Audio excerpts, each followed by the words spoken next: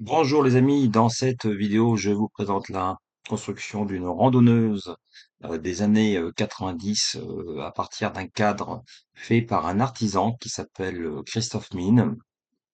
À la fin du projet, vous verrez, je vais remettre les stickers d'origine. Alors, quelques mots sur ce cadre. Donc, un cadre de randonneuse, c'est quoi par rapport à un cadre de demi-course ou de vélo de course?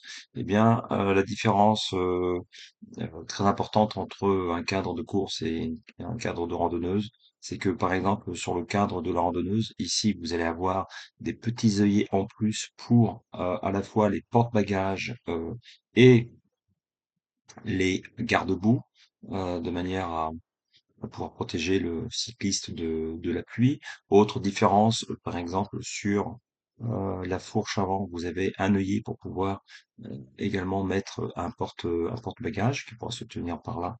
Et puis aussi les petits œillets là pour les garde-boue avant cette fois-ci.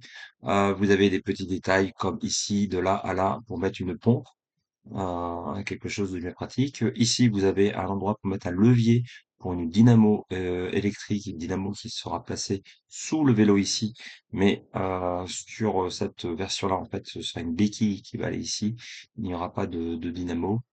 Quoi d'autre encore comme différence? En fait, ben, sur les écartements ici, on est bien sur du 130 millimètres, mais donc on le voit pas trop, mais ici l'écartement des haubans permettent en fait de monter des pneus de 32 sans problème.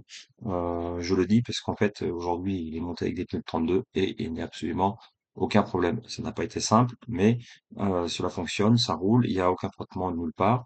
Donc ça c'est quelque chose de parfait. Et donc, ce que vous allez voir dans cette vidéo, en fait, c'est la construction et la restauration complète du vélo et des composants, composant par composant.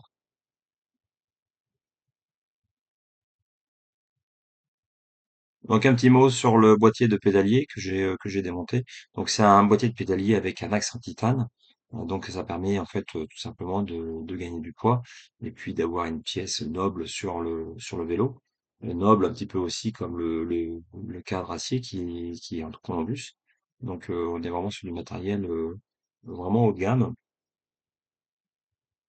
Donc là, on observe tout simplement le jeu de direction qui est particulièrement sale, pour ne pas dire dégueulasse. Donc, bah, ce qui va être fait en fait, c'est que ça va juste être démonté, totalement dégraissé et puis regraissé. Ces jantes sont donc en 36 rayons.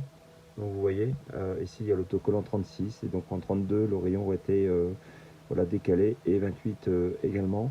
Sont de très bonnes jantes puisque les cerclages sont à 435 grammes et je sais que les cerclages les plus légers qu'on le puisse trouver tout en restant très costaud, ce sont les Campagnolo Neutron en particulier qui sont à 420 grammes. Mais là on est déjà sur du très très beau matériel. Donc on va monter ces jantes là pour la randonneuse et je vais devoir changer la jante avant et comme ce modèle est encore produit, eh bien, je vais reprendre le même modèle en 36 rayons pour pouvoir récupérer le moyeu actuel. Donc voilà, ça va faire une paire de roues qui sera vraiment qui sera plus que correcte, qui sera même très très bien. Pour de l'aluminium, on peut difficilement avoir mieux, rêver mieux. C'est un moyeu Campagnolo Record, hein. Voilà. Donc là, Campagnolo Record, donc c'est des moyeux qui sont extrêmement fiables et faits pour durer plusieurs dizaines d'années, si ce n'est plusieurs cinquantaines d'années, si c'est bien entretenu. Enfin, si c'est bien entretenu, c'est, pour ainsi dire, inusable. Alors voilà le corps de roue libre complètement démonté. Eh bien, il est en super bêta. Là, je l'ai totalement dégraissé avant de le regraisser. Ici, on voit les petits piquets qui eux aussi seront en bon état. La petite bague métallique qui permet de le retenir et le roulement supérieur que j'ai démonté et que je vais pouvoir regraisser également avec la même graisse d'origine qui est de la graisse blanche PTFE, voilà. Donc une graisse spéciale pour les roulements. Donc voilà, ça c'est très bien. Et maintenant je vais procéder au remontage du moyeu et du corps de roue libre. Alors j'ai commencé le remontage du moyeu. Donc j'ai bien mis de la graisse blanche à l'intérieur, ça je pense que vous l'avez vu tout à l'heure. Et puis ici, j'ai mis de la graisse universelle fournie par DT Suisse. En fait, ils mettent ça devant les roulements pour faire une protection contre l'humidité et donc aussi contre l'eau. Donc là, à ce niveau-là, le roulement, en fait, vous voyez la graisse, le roulement, il est derrière, là, au fond, environ à 15 mm de la graisse. Donc pour que l'eau atteigne le roulement, il va falloir qu'elle s'accroche, ça va être compliqué.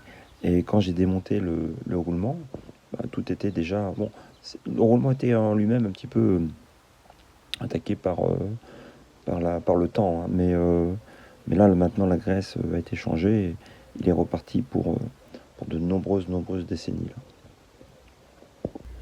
Bien, alors retravaillé sur... J'ai donc, j'ai donc restauré le moyeu de cette roue. Simplement, maintenant, je me retrouve avec une roue avec un saut jusqu'à 7 dixièmes, ce qui est beaucoup trop. Et donc, je vais rattraper la roue. Bon, là, je vais refaire le centrage et le rayonnage. Je vais donc refaire le rayonnage de cette roue puisque celui-ci n'est vraiment pas bon. Hein, il y a beaucoup de sauts là. 7 dixièmes de saut, c'est beaucoup trop. Donc, euh, donc on reprend la roue. Cette petite vis a besoin d'une restauration. Alors on va la restaurer. Voilà qui est beaucoup mieux. Donc la restauration du boîtier de pédalier est maintenant réalisée. Ça a consisté surtout à démonter les joints, les roulements, pour remettre un petit peu de graisse, parce que malgré tout, c'était quand même plus que correct. Mais bon, voilà, il vaut mieux mettre un petit peu trop de graisse que pas assez. Et ce qui va se passer, c'est que je vais également mettre de la graisse en fait ici sur le roulement, de façon à ce qu'il, lorsqu'il va venir en buter dans le fond de sa cage, que cela fasse une étanchéité supplémentaire contre l'eau. Même chose sur la partie intérieure. Si de l'eau rentre dans le cadre et si on a un petit peu de graisse, eh bien ça fera une barrière contre l'humidité et contre l'eau. Et c'est toujours ça de gagner. Et après, bon ben voilà, les autres pièces, l'écrou et puis le contre-écrou, voilà, sont nettoyés. Je vais bien nettoyer l'intérieur et puis remettre un petit peu de graisse pour que la partie fixe ici soit voilà bien enfin, que tout soit bien propre en fait finalement. Alors voilà, j'ai remis un petit peu de graisse au lithium, hein, c'est ça? Oui, c'est ça. C'est de la graisse au lithium de façon à sur les joints pour les protéger encore plus de l'humidité d'un côté comme de l'autre. Alors vous me direz, bah oui, mais il était tout propre ton axe et maintenant il est tout sale. Il est pas sale, déjà on le verra pas, et puis il est surtout plein de graisse.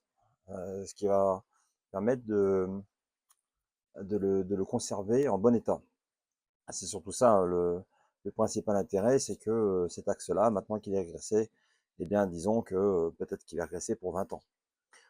En tout cas sur les vélos anciens comme ça, des années 90, bien souvent, au bout de 30 ou 40 ans, l'axe de pédalier n'avait jamais vu la graisse et bon, ça fonctionne, mais bon, c'est vrai qu'il faut quand même retoucher un petit peu, mais voilà.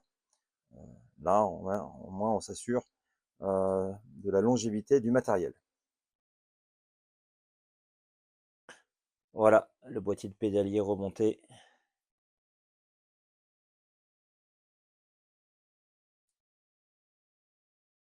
Avec la bague pour le jeu.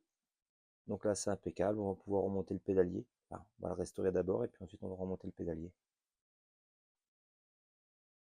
Alors, je viens de démonter le petit plateau, bah, d'une part pour le nettoyer, mais je me rends compte en fait qu'il a été monté à l'envers. Alors, je sais pas depuis combien de temps, mais vous voyez ici les inscriptions, on voit France, spécialité théâtre, en fait.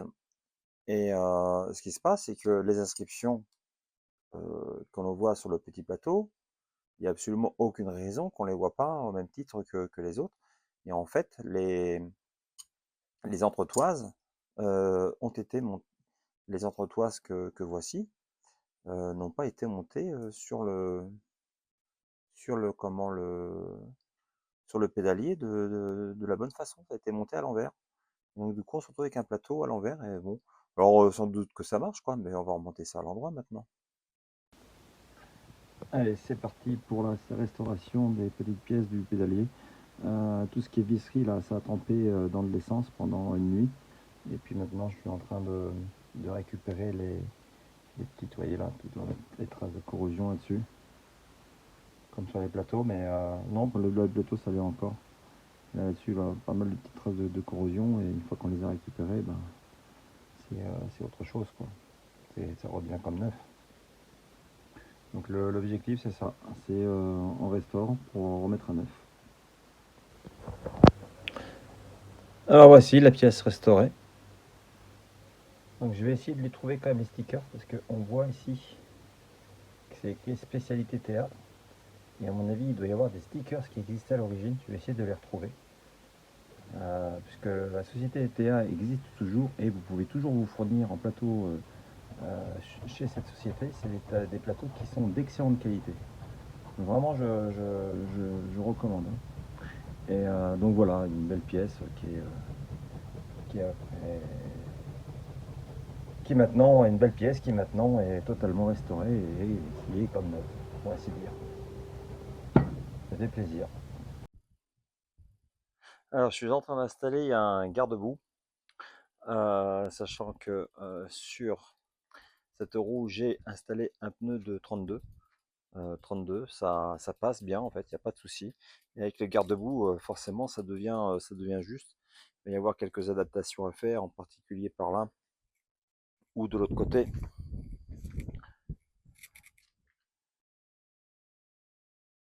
Vous voyez là, c'est quand même, j'ai quand même vraiment pas beaucoup de marge là. Ça passe au millimètre. Donc bon, certes, je peux peut-être recentrer un petit peu la roue, mais voilà, il va sans doute falloir que je découpe un petit peu le garde-boue. Mais il a l'air de correspondre. Par contre, là où je suis embêté, bah, c'est pour le freinage, puisque il y a des jolis freins Shimano VX100, mais lorsque je freine, je sais pas si vous voyez, du coup, le patin de frein, il vient frotter légèrement sur le pneu, et même en essayant de le régler vraiment bien, il me manque 5 mm vers le bas. Voilà, il me manque en fait, il me manque 5 mm pour descendre ici. Et je me demande même si ça n'a pas déjà été un peu taillé parce que j'ai plus beaucoup de marge sur le bas du frein là. Donc il va falloir que je trouve des freins avec ici que ce soit un petit peu plus long. Alors j'ai des Shimano 105. Je vais voir si ça peut le faire. Auquel cas, ben, ce serait cool parce que vraiment de pouvoir passer des pneus de 32, c'est déjà beau. Mais voilà. Donc il y a encore un peu de taf. Sinon, ça va. Au niveau du garde-boue, j'ai vraiment tout l'espace que je veux. Enfin, ça va pas être c'est pas trop gênant ça. Mais ok, il faut que je règle le problème de frein là maintenant. Alors c'est un petit peu la restauration des freins. Donc bah là j'ai terminé de nettoyer un petit peu toutes les pièces qui étaient vraiment oxydées. Et, bon, il y en a certaines qu'on n'arrive pas à récupérer à 100%, hein, surtout les petites parce que c'est pas facile de les bien les faire briller. Mais globalement, le résultat pour du matériel qui a plus de 30 ans, c'est quand même remarquable. Donc voilà, là, je suis dans la phase de restauration des freins. Et je continue. Allez, maintenant on gère la phase de remontage. Donc on a en fait cette petite rondelle là qui va venir ici. Et là en même temps, donc ce que je vais faire c'est que je vais mettre un tout petit peu de graisse là. Tac.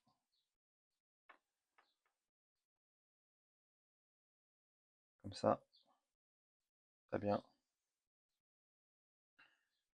Et on va appliquer la rondelle. Et maintenant la phase un petit peu difficile.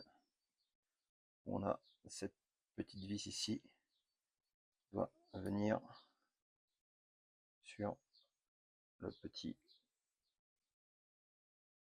venir, hop, qui doit se positionner, hop, sur le petit point ici.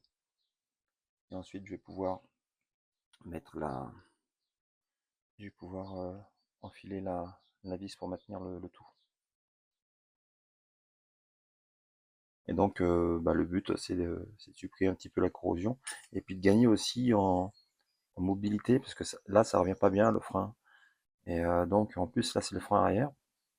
Et forcément, avec le circuit dans la gaine, eh ben, si ça revient pas bien, le levier, il va peut-être pas aussi bien revenir que si c'était bien lubrifié. Et voilà, il s'agit d'enlever un petit peu toute la poussière qui s'est accumulée au fil des années et de retrouver un fonctionnement nominal.